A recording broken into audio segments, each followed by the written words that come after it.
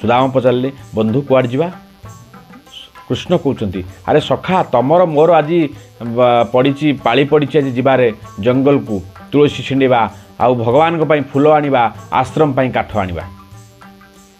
यही कथा जो शुणी दी भगवान कृष्ण ठारू सुदामा स्तब्ध हो गले कहले अच्छा हाँ ठीक अच्छे जीवा चल जीवा समय बाटरे सुदामा कृष्ण कथा होचंती।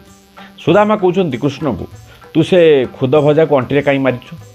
सुदामा कहला जिते एक सुदामा कहते कृष्ण कहले आमे खाइबा तू भारी चालाक अच्छु एकला रखिकी दीटा खाईदेबू एठी मु तले बसथिबी आउ से पाठ ना तू से खुद भजा मत दे मु रखी आमर काम सरला परे मु देवी आम दिजण बांटी खाइया।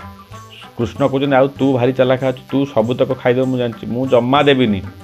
ए कथोपकथन भितर कौन है ना सुदामा कौन कर ना कृष्णकर अंटारू से दुटी खुद भजा पुड़िया को टाणी नहीं जाती निज अंटारे मारिक आगू को दौड़ी पड़ी।